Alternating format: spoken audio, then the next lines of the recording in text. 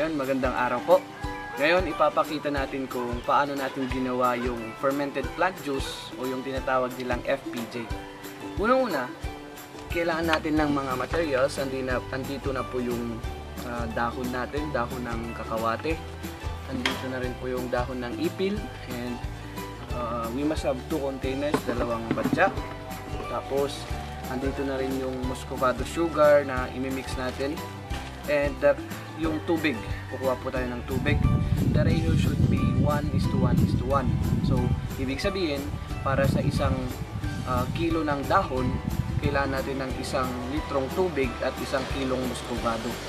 Ayan.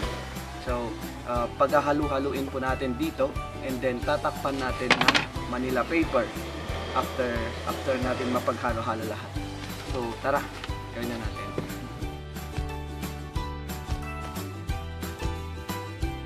Ang una nga nating ginawa ay ang pagkuha ng mga dahon. Marahil nagtataka kayo kung bakit madilim pa nung kumuha kami. Kasi dapat makakuha na tayo ng dahon bago pa sumikat ang araw para ma-preserve ang kanilang surface microorganism. Iwasan din natin kumuha kapag katatapos lang yung ulan at dapat hindi rin natin ito hinuhugasan. Ayun, so natapos nga namin yung pagkuha ng dahon bago pa sumikat yung araw.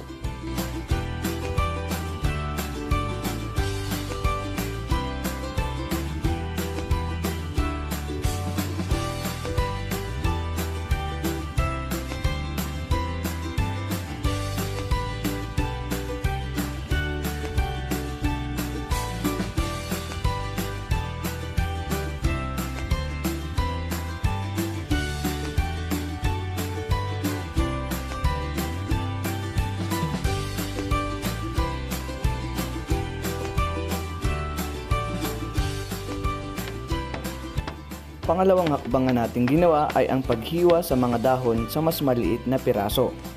At pagkatapos nito ay titimbangin na sa kung ilang kilo ang kailangan natin.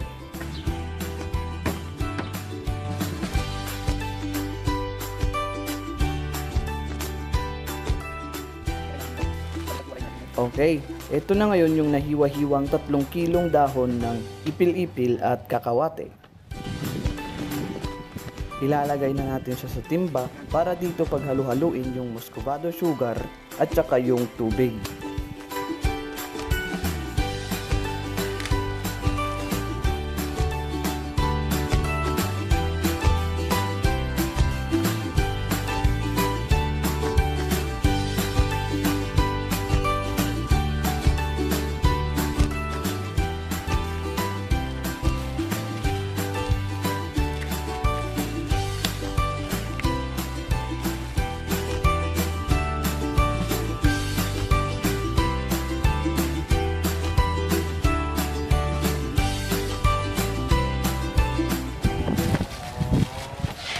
So, hahalu-haluin natin sila para ma-mix maigi itong muscovado sugar.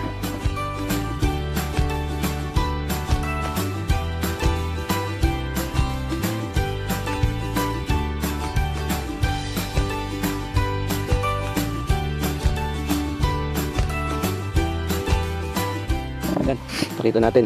So, ganito siya. Kailangan natin i-mix ng maigi para ma-proportionate natin yung water tsaka ba't may ganito? Water, yung leaves, and then yung muscovado sugar. Saka natin tatakpan ng Manila paper. Okay. Pwede natin itong isa. So, takpan natin ng Manila paper.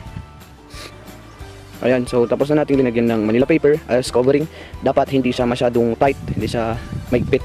So loose lang yung pagkakakuha nyo. Hindi masyado. And then dapat i-store natin siya sa lugar na hindi direktang natatamaan ng init. I-store natin siya for at least 7 days. Then after 7 days pwede na nating extract. So tara. So after 7 days, eto na nga ang ating na-ferment na dahon. Bale, extract lang natin siya by separating the liquids and solids. And then doon na natin makukuha yung tinatawag nilang fermented plant juice or FPJ. Store natin siya sa bottle at of course huwag kakalimutang lagyan ng label Mahirap na, maraming nagkakalituhan ngayon.